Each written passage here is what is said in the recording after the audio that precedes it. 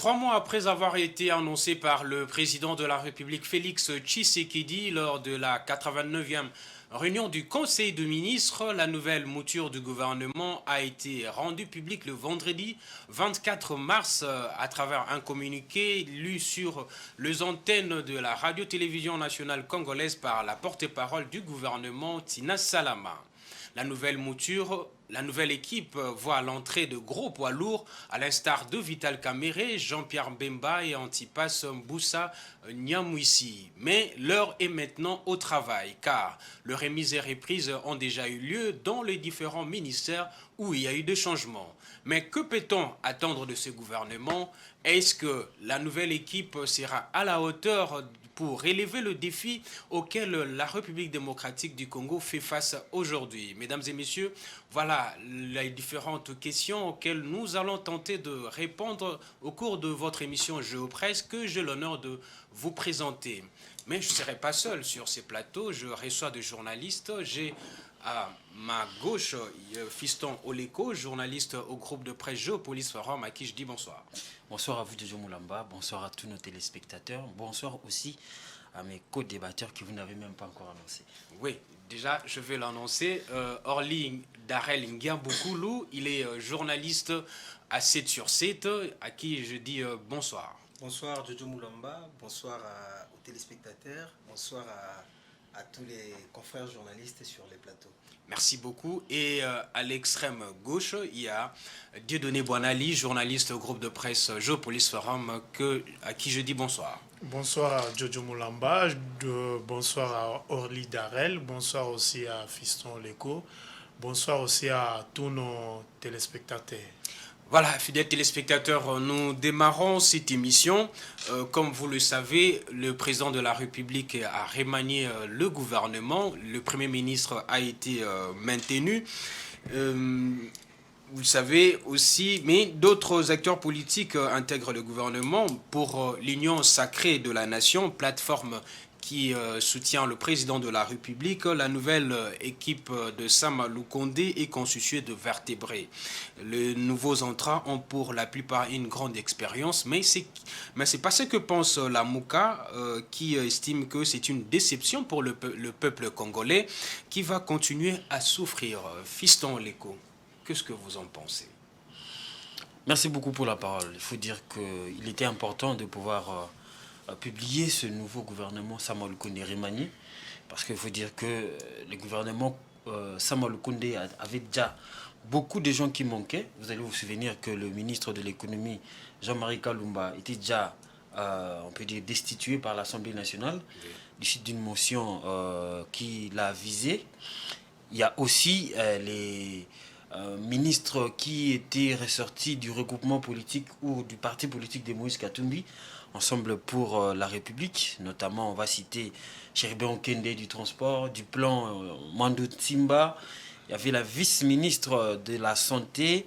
Et tout cela faisait en sorte qu'il y avait nécessité de pouvoir changer un peu de ce côté-là. Mais de l'autre côté, il y avait aussi nécessité de pouvoir rectifier les tirs. Parce qu'au regard de tous les défis que le pays doit relever, défis sécuritaires, les défis du social, les défis économiques, là on parle aussi du social. Donc il était quand même important que le gouvernement congolais puisse changer, comment le gouvernement congolais soit remanié, encore que nous sommes en 2023, une année électorale. Félix Tshisekedi joue aussi, parce que c'est un homme politique avant qu'il ne soit président de la République, joue aussi sa partition, voir comment est-ce qu'il peut s'organiser pour pouvoir engranger beaucoup de voix aux élections qui pointent à l'horizon. Un gouvernement composé de vertébrés. Donc, justement composé de vertébrés, oui, justement, parce que quand on voit quand Jean-Pierre Bemba était, par exemple, aux rébellions, il y avait des gens il y avait certains membres du gouvernement actuellement qui, par exemple, étudiaient d'abord, qui d'autres étaient dans d'autres secteurs. Et Kamere aussi, quand il a commencé la politique, c'est avec Kabila le père. Ce sont des gens qui sont vraiment des vertébrés, qui s'y connaissent, non seulement dans leur secteur, mais aussi qui connaissent le Congo, qui connaît les problèmes du Congo depuis au moment où ils ont intégré la vie politique de la République démocratique du Congo. Donc ce sont des vertébrés et c'est le moment de travail, comme vous l'avez dit dans votre entame. Nous allons vraiment les attendre à l'heure. Oui, l'heure est au travail, mais Orly Darel Ngiambokolo, l'Union sacrée pense que c'est un gouvernement de vertébrés et pour la plupart des acteurs politiques qui ont intégré, ils ont de l'expérience, mais est-ce que vous pensez aussi comme les autres qui estiment que c'est une déception? On a intégré des personnes qui n'ont pas vraiment un large crédit dans l'opinion nationale. Bon, je ne m'aurais pas prêté mon avis sur les débats, est-ce que vertébré ou pas vertébré, mais je pense que la qualité des vertébrés ou pas, l'air sera reconnu par les travaux qu'ils vont abattre. Comme il a été dit par Fiston tout à l'heure, il y avait des vides, il y avait un besoin qui s'est manifesté de pouvoir refaire cette équipe gouvernementale, notamment en remplaçant les ministres les vides qui existaient, et aussi en rectifiant les tirs par rapport aux défis qui se pointent à l'horizon. Alors, c'est sur ces terrains-là que les peuples congolais attendent cette équipe gouvernementale. Oui. Donc, l'heure n'est pas à faire des prédictions. Les défis sont connus, les défis existent, ils sont là, notamment sur le plan sécuritaire. Nous avons appris il y a 24 heures ou il y a 2 jours que ici, à Kwamoutou, l'affaire Kwamoutou, oui. ça se rapproche davantage de Kinshasa. Il y a eu des tueries comment on les appelle, des marins au niveau de Maluku. Donc c'est pour dire que rien que sur le plan sécuritaire, les défis sont énormes. Alors au-delà de l'approche sécuritaire, il y a aussi des défis au niveau sécurité, au niveau économique, je voulais dire. Oui, nous allons aborder ces aspects. C'est pour dire que c'est trop tôt de pouvoir dire si c'est vraiment une équipe qu'il faut ou une équipe qu'il ne faut pas. C'est une équipe que nous allons apprécier à l'aune du travail qui va être accompli concrètement. Oui, c'est une équipe qui sera appréciée au terme de travail que le membre de ce gouvernement va réaliser. Dieudonné Bonali, quel est votre avis, votre impression après avoir appris l'annonce de ce nouveau gouvernement? Sama Lukonde est maintenu. Bon, tout a été dit. Hein. Je vais seulement ajouter que ces remaniements gouvernementaux se justifient aussi par le fait que dans toute équipe gouvernementale, on a toujours des maillons faibles, des gens qui ne travaillent pas, comme l'avait si bien dit un jour un célèbre journaliste burkinabé, Norbert Zongo, qui disait que l'Afrique a la forme d'une cage, pendant que certains s'efforcent de la construire, d'autres s'efforcent de la détruire ou font semblant de travailler ou de la construire. C'est dans cette logique-là que le président de la République, comme nous avons un régime presque présidentiel, le président de la République ne joue pas un rôle effacé au sein de l'exécutif national. Il était appelé un peu à siffler la fin de la récréation pour certains ministres au bilan mitigé. Il y avait aussi des ministres qui ont été remplacés pour des fautes lourdes. Rappelez-vous de la dernière sortie médiatique du ministre de la Défense, qui n'avait pas plu à tout le monde parce que ça avait donné une information à l'ennemi. Et puis il y avait notre confrère Stani Boujakera qui avait un peu relayé une information du Conseil des ministres, là où les ministres de la Défense démontraient en fait l'impuissance de l'armée à contenir la rébellion ou bien les forces terroristes, comme l'appelle si bien le ministre de la Communication Mouyaya, Patrick. Il y a aussi les faiblesses gouvernementales. Nul ne peut ignorer que depuis que ce gouvernement est en place, là où il a été champion, c'est sur les terrains économiques. Le gouvernement Sama Lukonde a montré de quoi il a été capable. Là, c'est dans la mobilisation de il avait promis aux élus nationaux qu'il va doter les pays d'un budget cumulé de 36 milliards de dollars. Il est en train de nous doter de ce budget-là. Déjà, pour cet exercice budgétaire, le budget qui a été promulgué, c'est 16 milliards de dollars. C'est pour vous dire que ce gouvernement n'a été fort que sur le terrain économique, dont notamment les performances économiques réalisées par les régies financières, dans la mobilisation des recettes. Mais sur le terrain politique, sur le terrain militaire, il y a beaucoup à redire. L'insécurité continue, elle est toujours grandissante. Le phénomène Koulouna, dans les grandes villes du pays, vous avez une rébellion à l'est du pays qu'on ne parvient pas à contenir. Voilà. Le président de la République, maintenant, garant de la nation, bon, c'est lui le commandant suprême des forces armées. Il a vu que cette situation a trop duré, il faut y mettre fin. C'est pour cela qu'il a nommé les vertébrés, comme vous l'avez si bien appelé, dont l'un a une expérience militaire.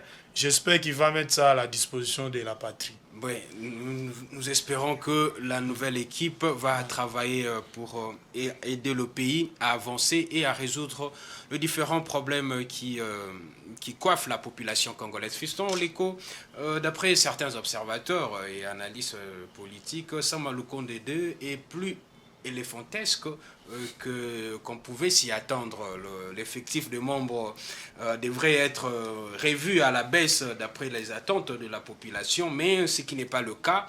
On est passé de 56 à 57, un nombre qui risquerait encore d'impacter négativement l'économie du pays. Le train de vie des institutions va encore peser sur le budget de l'État. Qu'est-ce que vous en dites ? Oui, sur cette question-là, moi j'ai toujours dit que le péché originel, c'est notre système politique. Parce que vous savez, notre système politique tel qu'il est organisé, un parti politique ne peut pas diriger le pays seul. Un parti politique ne peut pas avoir 250 plus 1 de membres au sein du Parlement, au sein de l'Assemblée nationale. Parce que c'est sur base du nombre de députés à l'Assemblée nationale qu'on forme le gouvernement. Donc, ce qui fait qu'il faut qu'il y ait des coalitions. Donc, c'est à partir des coalitions que nous avons le gouvernement. Parce que, il faut le dire que Sama Lukonde II, c'est la continuité de Sama Lukonde I. Et toutes les répartitions ont été déjà faites au niveau de la formation du gouvernement Sama Lukonde I. Mais il est aussi vrai que, au regard des problèmes que le pays connaît, au regard des soucis que nous avons à chaque moment, au regard des besoins criants que connaissent les Congolais, il était quand même important de pouvoir s'inscrire dans la logique de la réduction des trains de vie des institutions de l'État. Parce que vous savez, un ministre, c'est beaucoup d'argent, c'est beaucoup de moyens. Vous savez, moi j'ai appris que même si un ministre quitte son immeuble pour traverser en face, pour des questions de travail, c'est une mission et il y a des frais qui sortent. Donc, ça pèse beaucoup à l'État, un portefeuille ministériel. Et il faudrait quand même c'est un peu compliqué parce que les méandres politiques jouent vraiment beaucoup dans la formation du gouvernement. Mais il était quand même de bonne loi qu'on pense à la réduction du train de vie de l'État. Si on ne diminue pas le nombre des ministres, mais déjà les salaires ou les rémunérations, on ne sait pas, mais on devait aussi quand même penser à diminuer certains avantages. Là, ce qu'on dit, ce qu'on fait, il y a toujours un écart, mais il faut dire que 58 membres du gouvernement, c'est vraiment trop. Déjà, on était à 57, c'était trop. Aujourd'hui, 58. Oui. On a ajouté même le nombre de VPM. Oui. On a ajouté le nombre de ministres d'État. Et tout cela, ce sont de l'argent de l'État qui sont perdus. Le gouvernement est éléphantesque, bien évidemment, mais il faut penser quand même à pouvoir réduire les trains de vie de l'État, à pouvoir réduire aussi certains avantages qui sont de trop.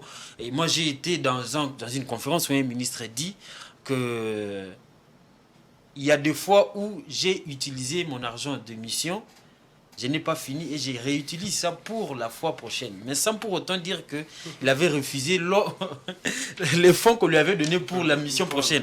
Donc, vous voyez un peu ce que ça coûte à l'État, être ministre ou un portefeuille ministériel dans ce pays. Il faut qu'on puisse prendre des décisions qui correspondent à notre réalité. On ne peut pas imaginer un ministre congolais payer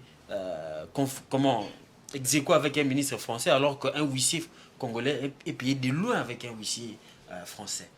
Vraiment, le problème est là. Orly Ngamboku, Louis, il fallait augmenter encore le nombre de membres du gouvernement, ou bien, d'ailleurs, on a vu le changement. Maintenant, le ministère de la Défense devient une vice-primature. Il y a la vice-primature de l'environnement devient un vice... de plus, sans pour autant... Tout ça, on a... Mais comment comprenez-vous cette situation? Oui, justement, c'est un peu décevant de constater qu'au moment où les efforts sont en train d'être déployés pour pouvoir réduire davantage les trains de vie de l'État, qu'on se retrouve face à un gouvernement aussi éléphantesque, c'est ce qui inquiète le plus, parce que c'est vrai, les gouvernements Samba 1, Samba 1 c'est distingué par sa capacité de mobilisation des recettes. Aujourd'hui, nous avons une projection de croissance à plus de 6%. Ce sont les éléments positifs. Mais au-delà de ça, il fallait aussi que les dirigeants politiques puissent tenir compte de ces plaidoyers portés notamment par la société civile pour la réduction du train de vie de l'État. Et nous redoutons que ces gouvernements puissent, rien que les charges liées au fonctionnement de ces gouvernements, puissent éroder une bonne partie des recettes de l'État, surtout lorsque nous savons que dans les budgets 2023, qui est chiffré à 16 milliards, il y a eu un effort du côté gouvernement SAMA 1 de pouvoir réduire à 10% les trains de vie de l'État. Alors, quand on a vu ce signal-là, lors de la présentation de la loi des finances 2023, on avait l'impression que les choses allaient suivre. C'est-à-dire qu'on pouvait avoir un gouvernement un peu réduit c'est ce que nous connaissons aujourd'hui. Ce qui n'a pas été le cas. Alors, la question que nous nous posons maintenant, c'est comment est-ce que l'actuel gouvernement saura combler ces pourcentages-là de 10% de réduction du train de vie de l'État tel que consacré dans la loi des finances 2023. C'est vraiment la grande question que nous nous posons. Et il est très important, Fiston l'a dit, nous sommes dans un système politique qui fait que chacun veut avoir ses délégués, étant donné qu'on partage les pouvoirs, personne n'a une majorité... On a soutenu le président, on a soutenu tel, il faut une part. Oui. Alors, au-delà de ça, c'est vrai qu'il y a cette donne-là, mais les efforts pour la réduction du train de vie de l'État doivent se poursuivre. Pour pouvoir, parce que les pays a beaucoup de défis à relever. Nous avons besoin de plus de moyens pour pouvoir financer les développements. Donc, il est très important qu'on puisse tenir compte de la réduction des trains de vie de l'État. Alors, avec ces gouvernements éléphantesques, notre crainte est que les charges liées au fonctionnement puissent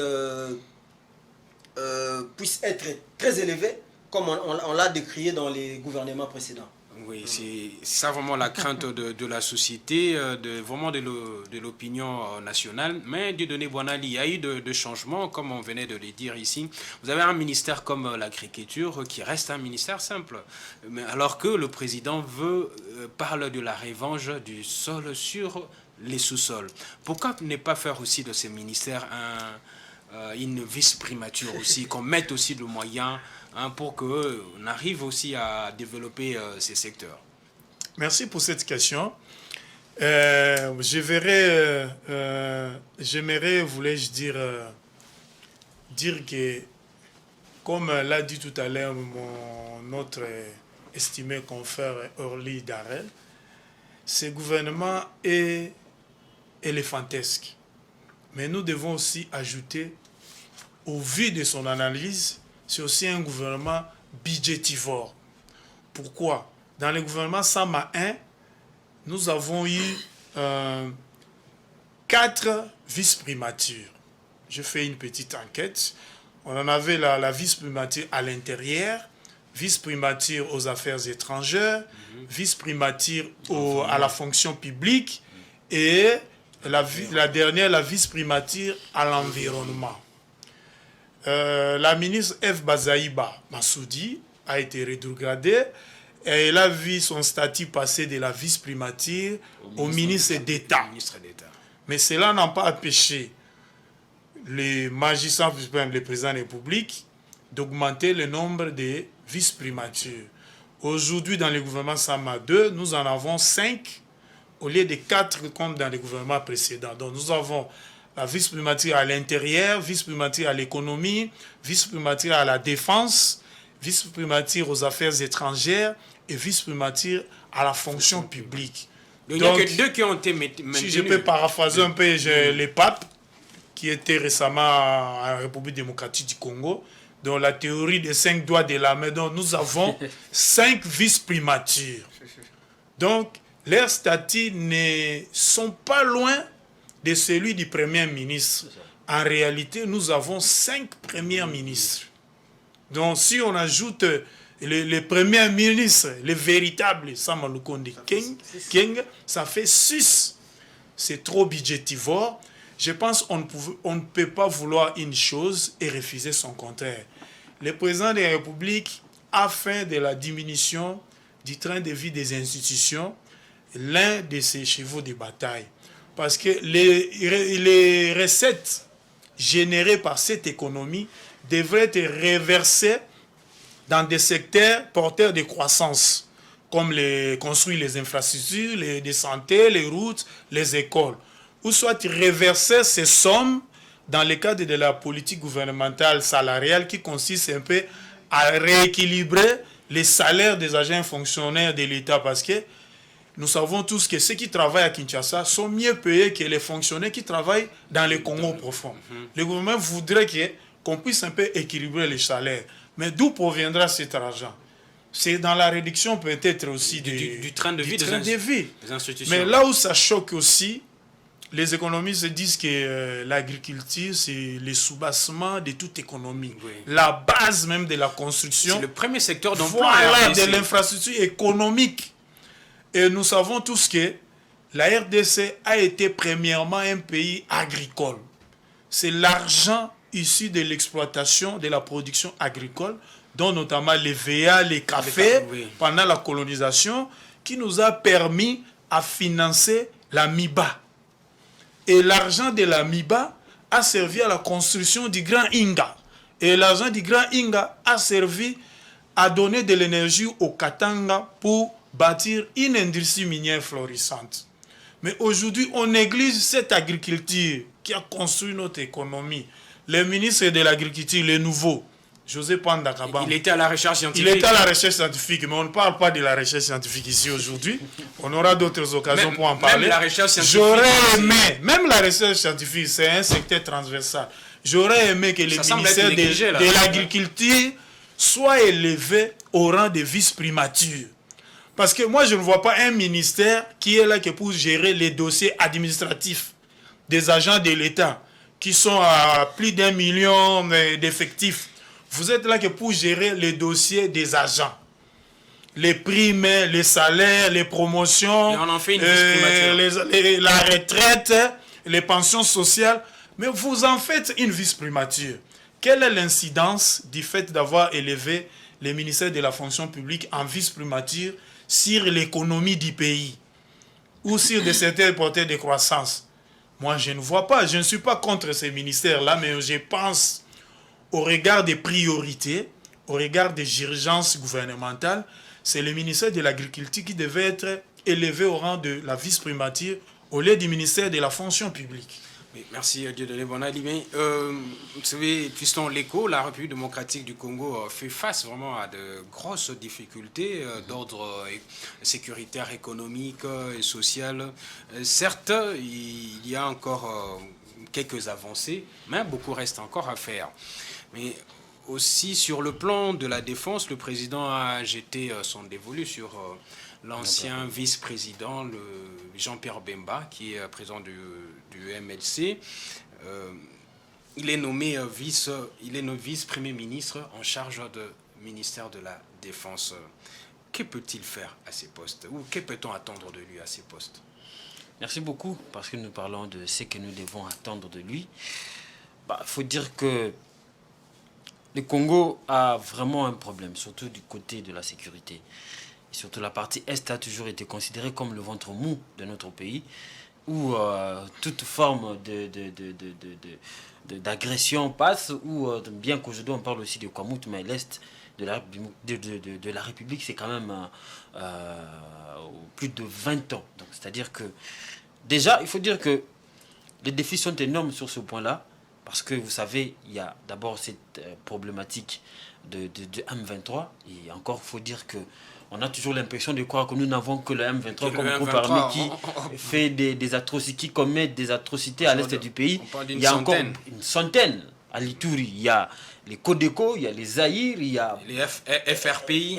FRPI, il y a EDF aussi. Il ne faut pas négliger ça. Donc, c'est vraiment une forme de mosaïque qui est devant Bemba, et il a la charge de cela, de pouvoir un peu de réorganiser les choses. D'abord au sein de l'armée, on parle beaucoup de la traîtrise qui règne au sein des forces de l'armée. Il faut qu'il commence d'abord à assainir au sein de l'armée congolaise, parce que c'est ça son bras séculier. D'abord, il va travailler d'abord avec l'armée congolaise. Il faut dire que il vient aussi trouver un environnement qui est en train de se réorganiser déjà au niveau du gouvernement de la République. On a par exemple la loi de la programmation militaire qui est maintenant en place. On parle de la restructuration de l'armée congolaise, mais aussi de réarmement ou de l'équipement de l'armée congolaise en munitions.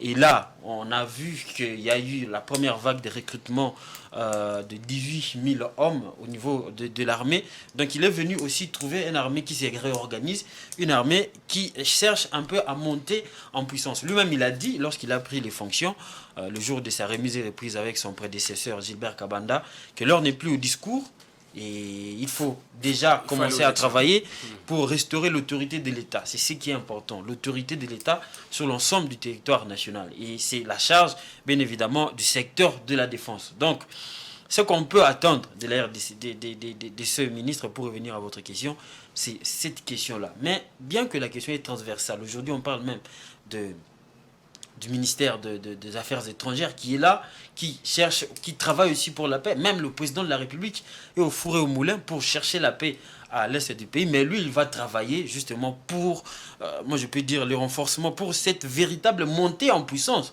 de cette armée. Continuer avec la loi des programmations militaires qui est en cours, continuer avec les recrutements, continuer à pousser les choses pour qu'il y ait ces réarmements, ces rééquipements de l'armée congolaise, pour que nous soyons quand même une armée qui dissuade, une armée qui fait peur, une armée qui ne peut pas être dans un pays où on considère certaines parties comme le ventre mou.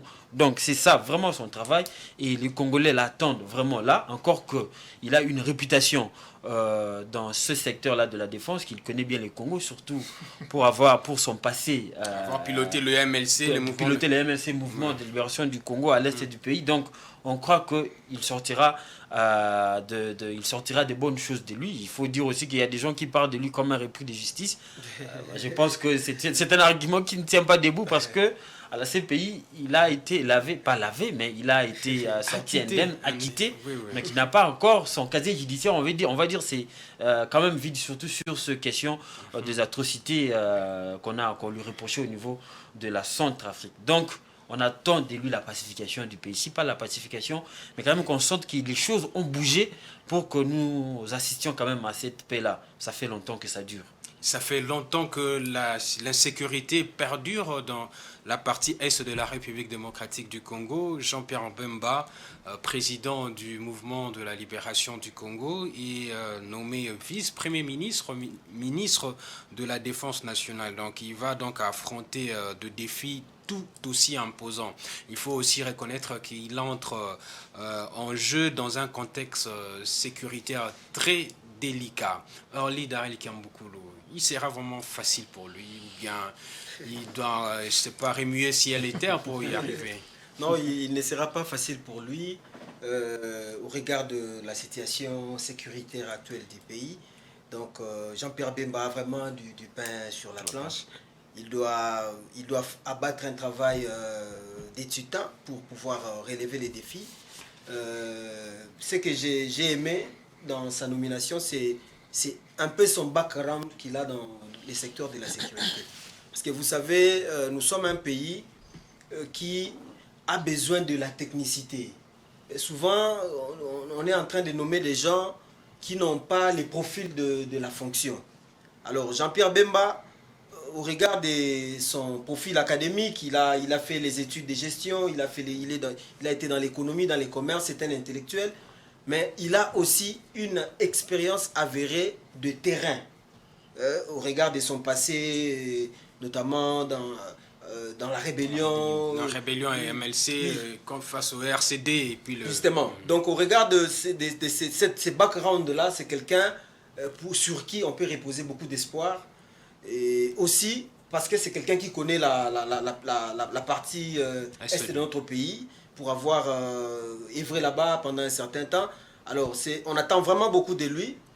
Fiston l'a dit ici, nous attendons de lui la pacification du pays, et notamment dans sa partie est, surtout dans cette période préélectorale. Il est très important que la sécurité, la paix soit restaurée dans cette partie est du pays. Question de permettre aux populations congolaises de ces coins du pays de pouvoir s'enrôler et pouvoir aller voter et se choisir les dirigeants de leur choix. C'est très important.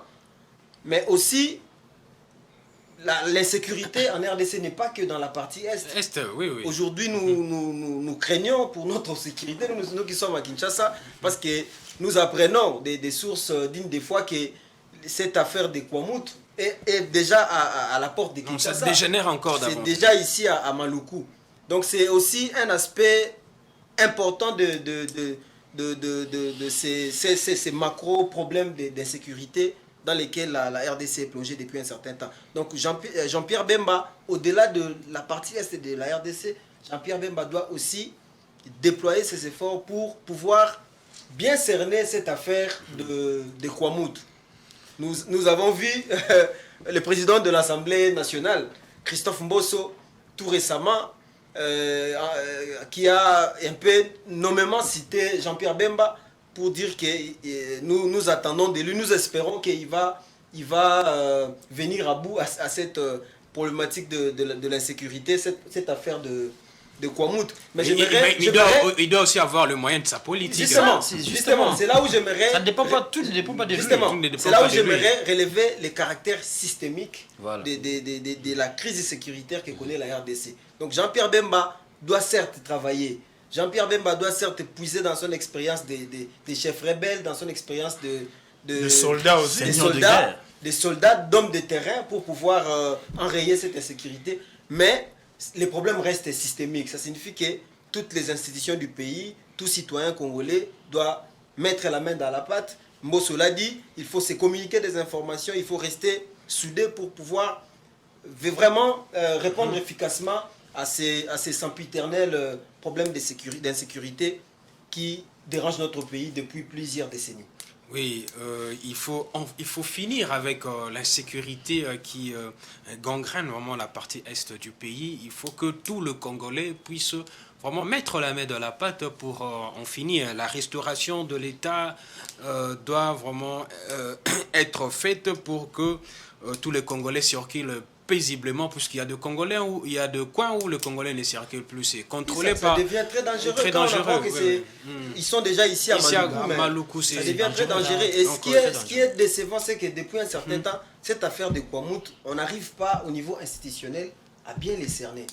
Alors aujourd'hui, nous devons, avec l'avènement du bien, on ne veut pas aussi dire rendre public vraiment ce qui se passe souvent pour ne pas... Justement, jusqu'à ce jour, le peuple congolais n'est pas suffisamment informé sur les vrais dessous de cette affaire de Kwamouth.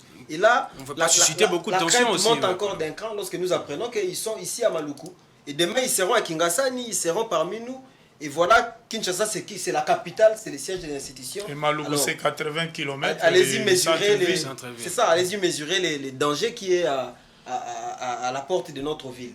Le le porte-parole du gouvernement, Patrick Mouyaya, a rassuré que le gouvernement travaille d'arrache-pied pour que ces problèmes-là soient résolus. Dieudonné Boanali, Jean-Pierre Bemba est nommé vice-premier ministre, donc c'est lui qui doit apporter le voix du Nord Kivu au président de la République dans les cadres de la présidentielle prévue même en décembre de cette année. Jean-Pierre Bemba doit mettre de l'ordre dans le système national de défense. Jean-Pierre Bemba doit développer un dispositif efficace de dissuasion. Jean-Pierre Bemba doit aussi mettre en place une industrie de défense. Mais il lui faut 2 moyens. Des moyens, il en a. Mais permettez-moi d'abord de commencer par cette phrase du porte-parole du gouvernement prononcée hier devant des délégués d'Afrique de l'Est. D'ailleurs, c'est notre une de ce matin. Patrick Mouyaya, on ne peut pas parler d'économie lorsqu'il y a persistance de la guerre. Fin de citation. Donc, avec cette phrase, on comprend pourquoi le président de la République, permettez-moi l'expression, a opéré ses choix stratégiques en désignant Jean-Pierre Bemba en nommant Jean-Pierre Bemba comme ministre de la Défense et Vital Kamerhe comme ministre de l'Économie. S'agissant particulièrement du cas Jean-Pierre Bemba, j'ai dit tout à l'heure que les maillons faibles du gouvernement, les côtés faibles du gouvernement Sama Lukonde, c'était le fait de n'avoir pas pu rassurer les Congolais sur le terrain politique et militaire. Aujourd'hui, nous souffrons beaucoup des problèmes de l'insécurité dans nos grandes villes. Il y a le phénomène Kuluna, on ne sait pas quelle est vraiment la vraie dose unique qu'on doit administrer à cette jeunesse-là. On a essayé Kanyamaka cesser, mais ça n'a pas dissuadé les autres Kuluna à abandonner cette sale besogne. On a tout essayé, mais l'insécurité est toujours grandissante. Orly a parlé tout à l'heure des effets corollaires de l'insécurité au Kwamut, qui commence déjà à toucher Kinshasa. D'ailleurs, le président Sassou Nguesso a reçu le cardinal Ambongo et une forte délégation de la Cinco, des prélats catholiques, pour parler de cette situation, voire même solliciter sa sagesse ou son expérience. C'est ce qui a poussé même au niveau maintenant interne, les présidents Tshisekedi à mettre en place ces gouvernements. Je pense que ce gouvernement poursuivra 3 missions. Premièrement, vous l'avez dit, organiser le 4e cycle électoral en décembre 2023, mettre fin à la 3e aventure du mouvement du 23 mars, le M23, et enfin, les sociales, car on ne mange pas les chiffres. Vous pouvez nous dire non, nous avons maintenant un budget de 16 milliards. Mais moi qui vous parle, moi votre compatriote, votre confrère, je souffre pour quitter chez moi et venir en ville travailler et rentrer à la maison.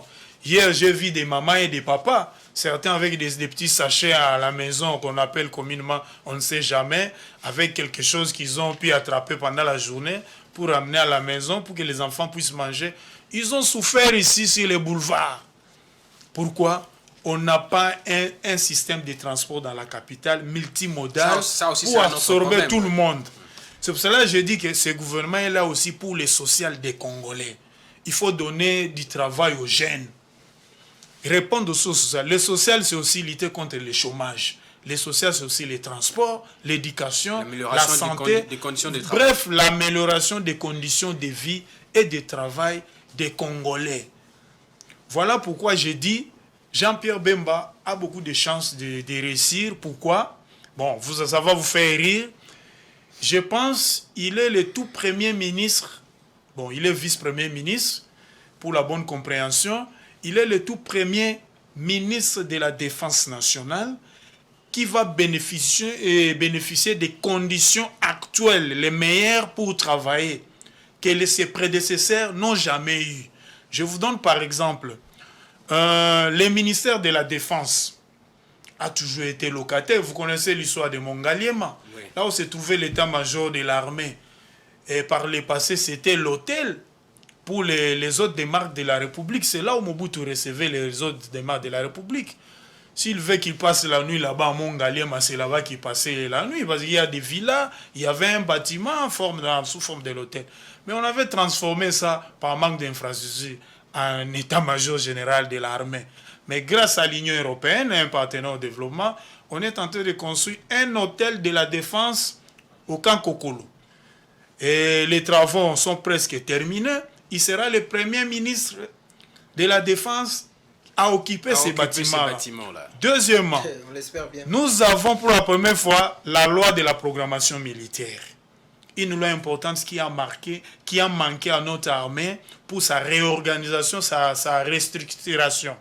Pour monter en puissance et devenir une armée moderne, comme on le voit dans d'autres pays comme l'Égypte, le Maroc, l'Angola par exemple. Dans le budget national, la défense est en troisième poste. Il y a aussi, si vous vous souvenez bien, il y a un ancien chef d'état-major, je pense le général Mbala, qui demandait au ministre de la Défense de l'époque, parce que quand l'armée avait un budget de 350 millions de dollars, d'ailleurs ça date de 4 ans, il demandait qu'on puisse doubler le budget de l'armée, qui était pendant cette période-là de 350 millions de dollars. Là, il va 700 millions de dollars. Et au cours d'un conseil des ministres, le président de la République va répondre, il va dire non, ce budget-là est dérisoire. Mais les ministres de la Défense étaient venus pour qu'on les double, qui passe de 350 à 700 millions de dollars. Mais le chef de l'État, Félix Tshisekedi, va décider qu'on puisse doubler encore ces 700 millions de dollars. C'est pour vous dire, aujourd'hui, selon le budget qui a été promulgué, le budget actuel de notre armée, c'est 1 milliard 300 millions de dollars. Donc, quand vous dites que non, il n'a pas de moyens, mais je dis non. Vous connaissez une vice-primature ou bien en dehors du ministère des Finances, vous connaissez un ministère qui a un budget supérieur à 1 milliard de dollars. Si on peut comparer ce budget-là par rapport au budget alloué à la recherche scientifique, à l'agriculture, au sport, à la culture et d'autres ministères qui constituent un peu les mal-aimés de la République. Vous connaissez un ministère qui a 1 milliard de dollars. L'autre atout qu'il a, Orly l'a dit tout à l'heure, c'est un ancien soldat, un ancien combattant, chef d'un mouvement rebelle. Donc, il a sûrement des hommes dans l'armée. Donc, sa nomination constitue en quelque sorte un stimulus. Il a combattu même le pays qui menaçait. Voilà, une motivation. Donc, il a combattu même des pays qui menaçaient la RDC. Donc, je pense qu'il va apporter son expérience d'homme de guerre, d'ancien rebelle à l'armée. Et c'est pour ça que je vous dis, comme on est dans la logique des Banamboka partout, bon, on a nommé un Banamboka à la défense, les Banamboka qui sont dans l'armée, ils ont vu que non, la personne qui a été nommée, c'est quelqu'un qui nous connaît. C'est comme si on mettait Kaboul au sport. Donc quelqu'un qui connaît le sport, oui. Mais il n'y a pas que Jean-Pierre Bemba qui a fait son entrée au gouvernement Samalou Kondé, mais il y a aussi d'autres figures des pros. Mais comprenez qu'on s'attarde sur ce qui ont fait parler beaucoup dans l'opinion publique. Il y a Vital Kamerhe qui est nommé vice-premier ministre, ministre de l'économie nationale. Il rejoint un secteur de l'économie nationale en pleine tempête des effets de la crise russo-ukrainienne. Et on est sorti même de la période post-Covid, la pandémie qui avait endeuillé vraiment le monde entier. Mais là aussi, il a beaucoup de problèmes. Puisqu'il faut, il y a ces problèmes de la stabilité de prix sur le marché. Il y a aussi le respect de règles en la matière. Fiston Oleko, pourra-t-il s'en sortir, Vital Kamerhe? Oui, la tâche est tellement difficile pour Vital Kamerhe. Et déjà, il faut dire que moi, personnellement, je ne comprends pas. Je ne comprends pas quelque chose dans notre pays, c'est que, quand vous voyez par exemple comparativement à l'époque Matata Pogno, vous voyez, nous avions un budget autour des 4 milliards. Là, lorsqu'on annonce, mais dans l'exécution, c'était autour de 60-70%, donc dans les 3 milliards qui étaient exécutés normalement. Mais quand même, on a vu une forme de stabilité, parce qu'à cette époque-là, c'était aussi une embellie des métaux au niveau international. Mais cette fois-ci, ce que ça rend un peu compliqué, parce que, M. Dieudonné l'a dit ici, le gouvernement Sama Lukonde a été adopté, le programme de son gouvernement a été adopté sur base d'un programme qui a été budgétisé à 36 milliards de dollars américains. Et ces 36 milliards-là, lors de la cérémonie de la présentation du rapport des performances de 2022 du gouvernement, le chef du gouvernement lui-même l'a dit, que nous tendons vers l'atteinte de ces chiffres-là. Et le gouvernement Sama Lukonde a beaucoup réussi, comme l'a dit M. Dieudonné, aux chiffres, mais il se pose un problème. Parce que dans l'économie, il y a ce qu'on appelle les ressources et les emplois. Quand vous avez gagné beaucoup d'argent, il faut qu'il y ait aussi des réalisations de ces argents-là que vous avez gagnés. Le programme de Sama Lukonde pour 3 ans avait certainement... a été budgétisé certainement à 36 milliards de dollars américains, mais il y avait quand même un certain nombre de programmes, je l'ai dit ici à la fois passée, mais qui souffrent. Par exemple, on parle des infrastructures et des routes, des dessertes agricoles qui souffrent d'être réalisées pour des raisons jusque-là qui sont vraiment ignorées. Et on ne dit pas beaucoup sur ça, on ne parle pas beaucoup d'emplois, on parle beaucoup plus de ressources. Bon, pour évoluer un peu, dans le gouvernement Sama Lukonde, il y a aussi... Le gouvernement Sama Lukonde, nous sommes le gouvernement général depuis que Félix Tshisekedi a pris le pouvoir. Il y a un ministère qu'on ne fait pas beaucoup cas, mais qui il est aux mains... Il y a un ministère qui est aux mains de l'IDPS. On a commencé avec Kankonde, on est passé par Daniela Selo. Aujourd'hui, c'est Peter Kazadi. Là-bas, vraiment, il y a beaucoup de choses à dire. Rien de chez rien qui s'est fait là-bas. On ne voit aucun effort, surtout pour finir avec toutes les insécurités qu'il y a d'abord à Kinshasa, dans des grandes villes. Vous avez suivi certainement récemment ici à Lubumbashi, on retrouve des corps sans vie par-ci par-là. Il y a même des gens qui se retrouvent dans des sacs. Avant-hier, on a trouvé 5 personnes, 5 corps sans vie. Donc c'est un ministère qui, on va dire, l'UDPS doit chercher vraiment à faire des bons castings. Moi je ne dis pas que Peter Kazadi n'est pas un bon casting, je n'ai rien contre l'excellence, mais je pense qu'il y a vraiment beaucoup de choses à faire sur ce secteur-là. Bon, revenons à l'économie. Vous avez dit, Vital Kamerhe prend un secteur qui connaît beaucoup de réalités aujourd'hui, surtout au niveau international. La guerre en Ukraine a changé beaucoup de choses. C'est là où la population attend. Non, justement, c'est là où la population attend ce gouvernement. Il y a, on va dire, les taux d'échange qui ne cessent, les dollars américains qui prennent toujours les dessus sur le front congolais. On ne sait pas pourquoi. Il y a aussi l'effet d'entraînement qui font que les biens sur le marché augmentent et la population qui n'écoute que des 36 milliards, des 16 milliards, des 9 milliards, attendent quand même quelque chose, surtout sur le marché. Parce que les chiffres là, la population n'a pas certainement besoin de ça. La population a besoin de réalisations. Vous avez dit tel chiffre, qu'est-ce que vous avez fait? Est-ce que moi je peux sortir de chez moi et arriver à Bandundu sans problème?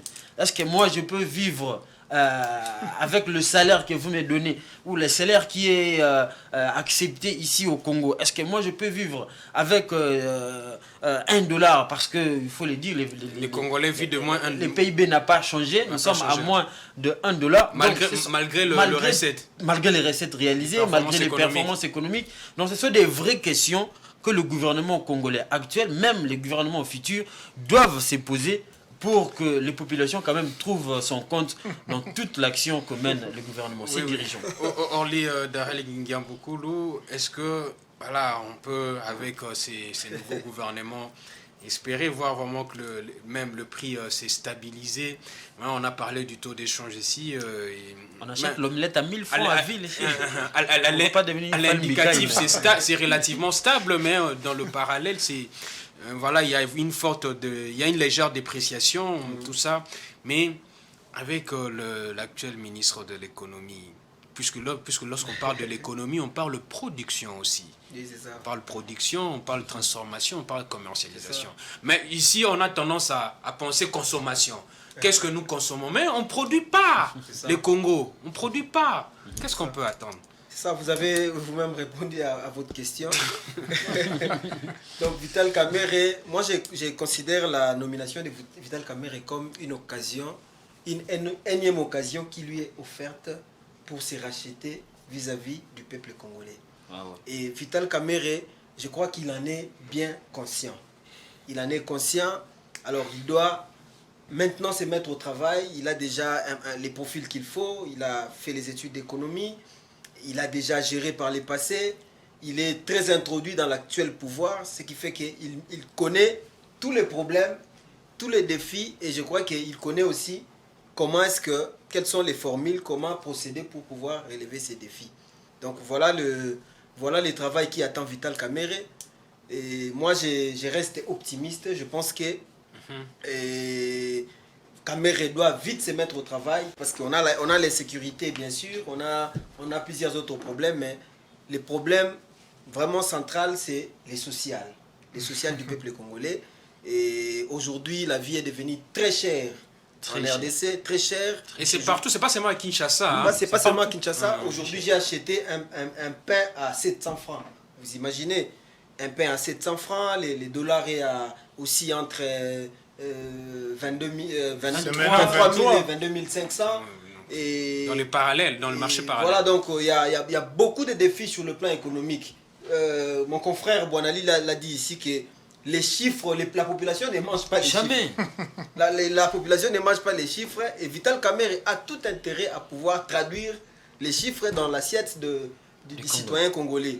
Et c'est vraiment là où on l'attend avec impatience.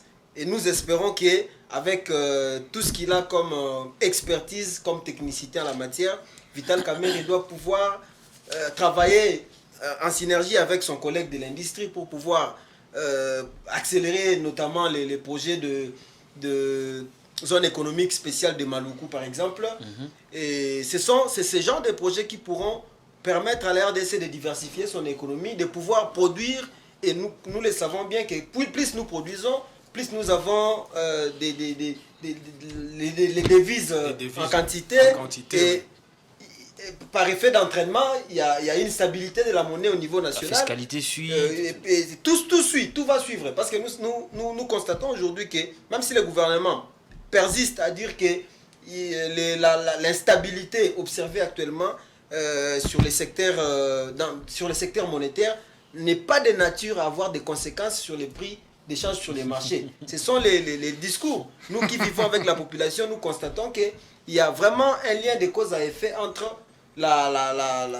les taux d'échange et la hausse des prix, la flambée des prix sur que le marché. Nous voyons sur les marchés. Donc Vital Kamerhe a vraiment intérêt à se mettre illico au travail pour pouvoir améliorer un tant soit peu les sociales du peuple congolais. Mais Dieudonné Boanali, c'est vous qui avez vous avez la parole même pour parler en dernier.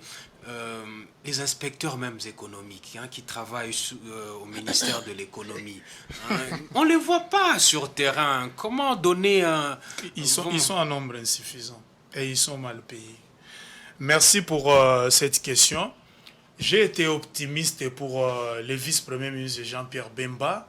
Je le suis aussi pour le vice-premier ministre Vital Kamerhe. Pourquoi je l'ai dit? C'est pas pour rien que ses contemporains l'appellent coach ou soit l'homme de Moupépé Sika, c'est-à-dire là où on le met, là où il arrive, il amène toujours un nouveau vent, une dose de dynamisme. Comme on l'a vu à l'Assemblée nationale. Voilà, mais je préfère commencer quand il fut ministre de la communication et médias. On aurait souhaité le voir aussi comme directeur de cabinet. Il fut ministre de la communication et médias. Il avait travaillé, il a laissé un bilan plus que satisfaisant. Il est parti à l'Assemblée nationale.